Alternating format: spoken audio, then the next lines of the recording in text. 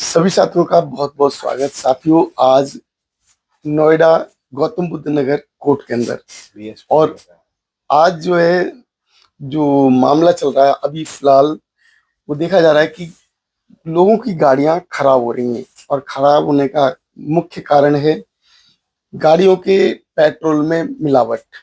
और मिलावट यानी कि जो सरकार के द्वारा जनता के प्रति धोखेबाजी। हमारे साथ वकील साहब बैठे हैं। आज जो है जो धोखेबाजी हो रही है इस पर हम चर्चा करेंगे। नमस्कार सर। नमस्कार। सर, जो अभी आप जो है महसूस कर रहे होंगे क्योंकि आपके पास भी गाड़ी है, और आज जो गाड़ी है, गाड़ी में जो मिलावट हो रही है एथेनॉल को लेकर, उसका फायदा सीधा सीधा किसको जा रहा है? किसान को जा रहा है या कंपनी को जा रहा है या सरकार को जा रहा है? देखो पत्रकार महोदय, आप हमारे बीच आए और ये बात हमारी जनता तक पहुंचाएं, आपका बहुत बहुत धन्यवाद है।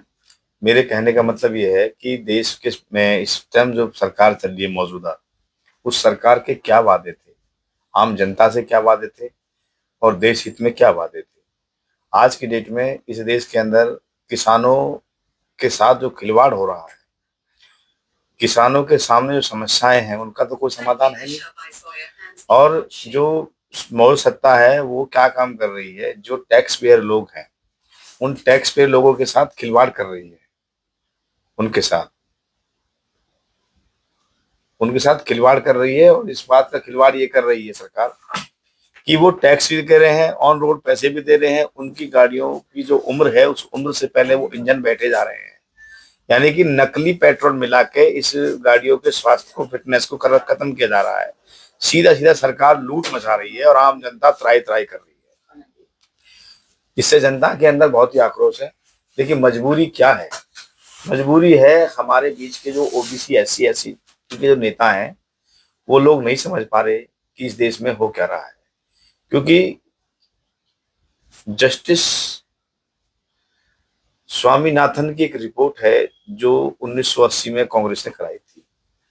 वो ये कहती थी, वो रिपोर्ट अगर लोग अगर चाहें तो पढ़ लें उस रिपोर्ट को। उस रिपोर्ट में इन्होंने सर्वे कहा कि हिंदू कौन, हिंदू है कौन। इन्होंने सर्वे करवा कर देखा 54% इस देश में जो ओबीसी वर्ग की आबादी है, जो 1931 के आंकड़े के अनुसार है, उसमें सर्वे करके देखा तो 70% या 80% वो लोग हिंदू निकले। आज उन्हीं का बेवकूफ बनाया जा रहा है, उन्हीं को अधिकार से वंचित किया जा रहा है, उन्हीं के साथ शोषण, हर चीज उन्हीं के साथ हो रही है। स्पष्ट कहना यह है कि हमारी कमाई को ये लोग खा रहे हैं, चंद लोग। बड़ी बड़ी कंपनियों को मुनाफा दिया जा रहा है ताकि उत्तर प्रदेश चुनाव में उनसे दान के रूप में पैसे लेके अनाप शनाप तरीका से पैसा लगाया जाए। सीधा सीधा खुल्लम खुल्ला सरमाएदारों को फंडिंग हो रही है, आम जनता की जेब को काट के। लेकिन सर, जो सरकार का जो मोटिव होता है जनता का, जनता के लिए और जनता के द्वारा शासन, क्या अभी की सरकार जनता के लिए, जनता के द्वारा और जनता के लिए शासन कर रही है? कोई मतलब नहीं है। आप उठा के देख लो, 14 से लेके अब तक इनका पूरा सर्वे करके देख लो। इन्होंने सबसे पहले आके कहा था नोटबंदी करेंगे, इन्होंने 50 दिन का समय मांगा, 50 दिन में देखा पूरे देश की संपत्ति इन्होंने बैंड कर दी। कितने लोग मर गए आज तक कोई आंकड़ा सामने नहीं दिया। कभी माननीय प्रधानमंत्री जी आके जनता के सामने उन लोगों से दुख दर्द की बात नहीं करते, मन की बात नहीं करते, जिनके साथ ये दुखड़ा हुआ है, जिनके साथ ये घटनाएं घटी हैं, जिन्होंने झेला है। लॉकडाउन को हमने झेला, हमने नोटबंदी को झेला, और हमसे क्या देखें, अभी इथनॉल को हम झेल रहे हैं। अब ये बताइए इथनॉल बनता कहाँ से है? इन्होंने चीनी के रेट बढ़ा दिए हैं, और चीनी के रेट बढ़ाने से किसको फायदा हुआ है? जो लोग बिजनेसमैन हैं, जो सरमाएदार हैं, वो जो किसान रात दिन ईख लगाता है, पैदा करता है, उसे क्या मिल रहा है? ये तो बहन जी की सरकार में कितनी बार किसानों का पैसा बढ़ाया गया गन्ने का। चलो मैं मान भी लेता हूँ चीनी के रेट बढ़ रहे हैं, तो किसान के रेट क्यों नहीं बढ़ रहे? वो जो किसान रात दिन बैठता है, रोज प्रधानमंत्री जी की मन की बात सुनता है। मेरा कहने का मतलब ये है कि माननीय प्रधानमंत्री जी, उन गन्ना किसानों की बात सुन लीजिए। आपने इथनॉल के रेट तो बढ़वा दिए थे गडकरी जी से कह के, और आपने उन किसानों के रेट बढ़ा दीजिए। मैं तो कहता हूँ 1000 रुपए प्रति क्विंटल गन्ना कर दीजिए किसानों के पक्ष में। नहीं तो हमारी सरकार जिस दिन आएगी उत्तर प्रदेश में हम खुलेआम कर देंगे। बहन जी ने पूर्व में भी किया था, अगर याद हो किसानों को, बहन जी ने ये कहा था कि जब लखनऊ में मीटिंग हुई थी, किसान नेता वहां पहुंचे थे कि आप घर नहीं पहुंचोगे, आपको रेट का आदेश मिल जाएगा। और वाकई किसानों को मिला था, वो घर नहीं पहुंच पाए थे। इतना तो फोन आ चुका कि तुम्हारे रेट बढ़ चुके गन्ने के। तो मेरा बीजेपी के सरकार से कहना यह है, उत्तर प्रदेश के माननीय मुख्यमंत्री जी से, और मेरे बीजेपी के किसान माननीय प्रधानमंत्री जी से, कि किसानों की आय बढ़ाइए। तुम तो बिजनेसमैनों की आय बढ़ा रहे हो। सर आप जो है किसान की बात कर रहे हैं, अब मैं किसान पे बात करता हूँ। जो अब देखा गया था किसान का जो आंदोलन हुआ था जी, वो 18 महीने तक किसान रोड पर बैठे रहे जी, और इतना कुछ हुआ, उनकी बातें आज तक नहीं मानी गई, उनके जो मांगे थी उन पर कोई ध्यान नहीं दिया गया, लेकिन वही किसान लगातार जो है एक गुलाम की तरह सरकार बनवा रहा है, बीजेपी की सरकार हर बार। देखो मैं ये चाहता हूँ, आम देश का जो इस देश का नागरिक है, जो बाबा साहब के बनाए हुए संविधान को पूरी तरीका से अपने आप को जहन में रख के बैठा है और फॉलो भी करता है, आम आदमी को वोट देने का अधिकार है। ये स्पष्ट कहना मेरा ये है कि इस देश के अंदर चंद लोग ही जानते हैं कि हम किसानों के साथ क्या करें। हमारे साथ ईवीएम में लपड़ा हुआ है, ईवीएम को ये लागू करे बैठे हैं। और जो विपक्ष के अंदर कांग्रेस बैठी है, ये सबसे बड़ी मक्कार पार्टी है। इसके ही जरिए से पैदा हुई है कि 2009 में कांग्रेस मशीन से आई थी, आज तक नहीं बोल रही। मशीन को ये तो लेकर ईवीएम मशीन को, और ईवीएम मशीन जो चालू है, डेटा है, हमारे मुल्क से नहीं है, इसका डेटा बाहर जा चुका है। ये वहां सेटिंग करके बैठे हैं, ये बैलेट पेपर चुनाव करवा लें। इस देश का आम नागरिक के खिलाफ बैठा है। किसानों को इन्होंने 700 किसान शहीद हो गए, उन 700 किसानों के बारे में उन्होंने आज तक जिक्र नहीं किया। और ऊपर से इनके साथ जो खिलवाड़ और धोखा किया है इस पार्टी ने, मैं कह रहा हूँ किसान बर्दाश्त ही नहीं कर पा रहा है, लेकिन मजबूरी है, क्योंकि ईवीएम को एक आम नागरिक के हाथ में तो है नहीं। हमारे जो विपक्ष के नेता हैं वो रोड पे आए और इस पार्टी को भगाए यहाँ से। सर भगाने का जो दायित्व है वो आपका है, किसानों का है और पब्लिक का है। जब आप भी वोट दे रहे हो, किसान भी वोट दे रहा है, पब्लिक भी वोट कर रही है, तो कैसे भाग जाएगी? हम किसान थे, हम तो वोट देते नहीं। हम सुनो, हम उस विचारधारा को वोट कभी नहीं देते जो बाबा साहब के बनाए हुए संविधान को रोकने का काम करती हो। हम तो हमेशा बाबा साहब के बनाए हुए संविधान का ही फॉलो करते हैं। और देखिए, किसान बेचारे बेबस हैं, आम नागरिक बेबस है, क्या करें। ऐसे लोग कुर्सियों पर बैठ चुके हैं जो वादा खिलाफी कर चुके हैं। वादा किया कुछ और है और कर कुछ और रहे हैं लोग। जैसे आपने ईवीएम की बात की, जी बिल्कुल। ईवीएम से आप बैलेट पेपर पे कैसे आ सकते हो? मैं ये कहता हूँ किसान भाइयों और आम नागरिकों, इस लुटाई को बंद करो, इस नफरत को बंद करो। और मैं ये कहता हूँ, एक बार बहन जी के साथ आप आइए और उत्तर प्रदेश में जो सरकार बनेगी किसानों के हित में होगी, आम नागरिक के हित में होगी। इस सरकार को पलट दीजिए। इस सरकार से पलटने से ही आम नागरिक का भला होगा, सबको अपने अधिकार संविधान के हिसाब से मिलेंगे। मेरा तो इतना कहना है। सर जो अभी का जो किसान है जी। वो गांव में रहता है, जी।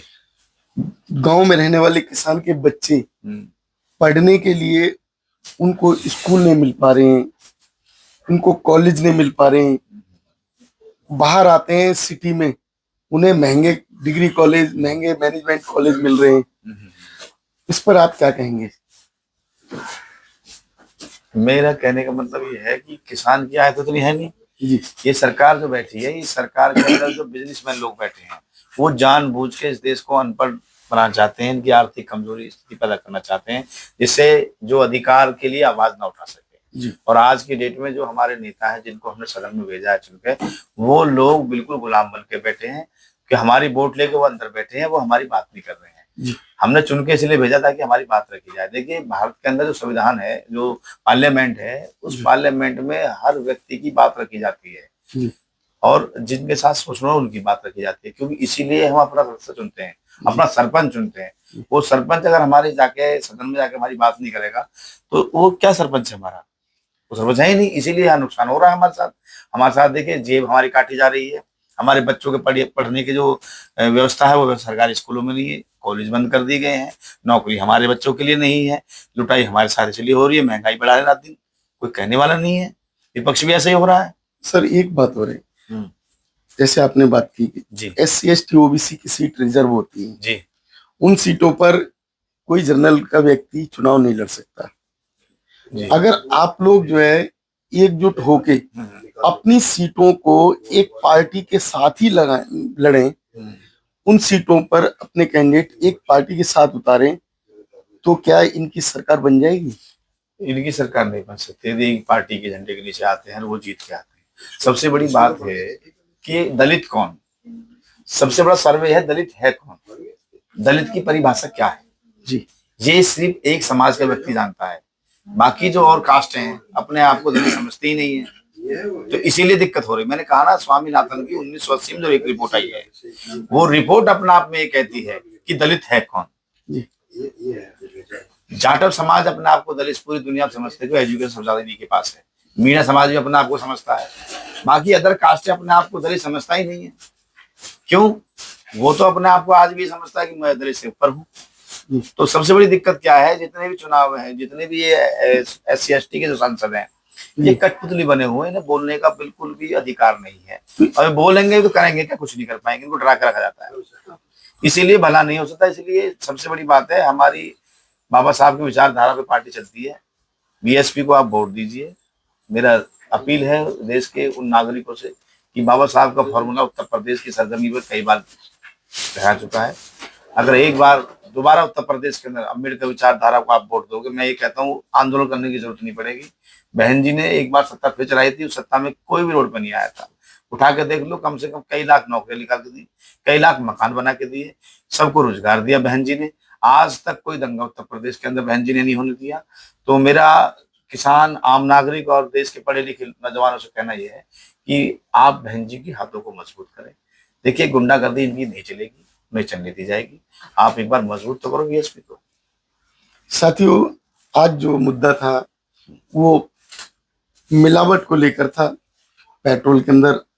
अब जो पेट्रोल के अंदर जो मिलावट हो रही है उसको कैसे आप रोकेंगे? देखो, ये रुकेगी इनको हटाने से, नहीं तो ये डकैत हैं, बहुत बड़े डकैत हैं। ये आम नागरिक की जेब पे डकैती डाल रहे हैं, किसानों की डकैती डाल रहे हैं। ये जब तक नहीं हटाए जाएंगे, यहाँ से भगाए नहीं जाएंगे, तब तक ये नहीं मानेंगे। देश में एक बार आंदोलन फिर होना चाहिए, मेरा तो मानना ये है, क्योंकि संविधान पे ताक पे रखे बैठे हैं। एक बार फिर आंदोलन किसानों का होना चाहिए दिल्ली पर। मेरा अपना ये सुझाव है, किसी पार्टी अपनी निजी सुझाव मेरा, किसान दिल्ली आने चाहिए एक बार। किसान दिल्ली आने चाहिए। किसान ने EVM के विरोध में आवाज अभी तक क्यों नहीं उठाई? अब उठाएंगे ना, क्योंकि ये गुंडागर्दी अब ज्यादा कर रहे हैं। अब इनकी सब चीज समझ में आ गई लोगों के, आम नागरिक समझ चुका है। देखिए, जो आदमी टैक्स पे गाड़ी खरीद रहा है, उसकी गाड़ी की लाइफ खराब कर दी इन्होंने। किसान की जो इनकम थी वो खत्म कर दी। आज चीनी 22 रुपए किलो रेट बढ़ चुके हैं, तो किसान का गन्ने का रेट क्यों नहीं बढ़ा भाई? मैं तो मानो आज 500 का रेट है, कम से कम 1000 रुपए कुंटल गन्ना कर दीजिए आप, पता पड़ जाएगी कैसे रेट बढ़ाते हैं। जी जी। अगर ये किसान हितैषी हैं, ये हिंदू हित की बात करते हैं, या सबके साथ सबके विकास की बात करते हैं, तो भैया किसानों की बात कर लीजिए आप। अब तो मोदी जी अपने जो मन की बात से हटके अब तो जनजी के लिए बोलने लगे हैं। ऐसा, मोदी जी तो प्रधानमंत्री इस देश के हैं, और मैं समझता हूँ वो जिस समाज से आते हैं, जिस समाज के बीच में रहे हैं, वो सब पीड़ा को जानते हैं। लेकिन क्या करें, मजबूरी है, क्योंकि जिनके वो प्रोडक्ट हैं, जो उनको लेके आए हैं, अब उनकी बात कैसे माने, क्योंकि वो बिजनेसमैन लोग हैं, अडानी अंबानी। तो जबरदस्ती बिजनेस कराएंगे क्या? नहीं, मजबूरी है प्रधानमंत्री जी की। तो वो त्याग पत्र नहीं? अरे भाई, कुर्सी पे कौन लालच देगा, लालच कौन तोड़ देगा भाई? अब कैसे करें? अगर वो त्याग पत्र देंगे तो जो बिजनेसमैन है, इनका सारा बिजनेस ठप हो जाएगा सबका। सही कही। मुनाफा तो इन्हीं लोगों को हो रहा है सारा। बिल्कुल सही बात। दो लोग हैं ये, दो, मोदी अमित शाह और वो। साथियों, जो आज स्थिति देखी जा रही है, जो SC ST OBC समाज अगर आज सत्ता चाह रहा है, और वो आज एक जो SC ST OBC का व्यक्ति एक सीट ले लेता है, तो वो अपने समाज के लाखों सीटों को बर्बाद कर रहा है, क्योंकि वो व्यक्ति बीजेपी की वाहवाह में ही लग जाता है। अब बीजेपी की वाहवाह से उसको मुक्ति कैसे मिले? हमारे समाज को अंतिम शब्दों में कुछ संदेश देना चाहेंगे? मेरा एक संदेश है देश के सभी नागरिकों से, सर्व समाज से, सर्व धर्म जाति और सभी शिक्षा वर्ग के लोगों से, कि ऐसे लोगों को डेमोक्रेसी में बदल दो। बदलने का तरीका दो ही तरीके, आप सड़कों पर आ जाइए या फिर वोट के माध्यम से। EVM को हटवाने का काम सबसे पहले करें, सभी कुछ हो सकता है। क्योंकि ये लोग जिस तरह से बैठे हैं, ये तो ये समझे बैठे हैं कि अब तो आजीवन हम ही बैठेंगे, इसमें कोई हार आने वाला नहीं है। साथियों, आप लोगों की हमारी इस वीडियो पर क्या राय बनती है वीडियो में बस बताएं। यदि आप लोग सहमत हैं तो वीडियो को लाइक करें और शेयर करें। धन्यवाद।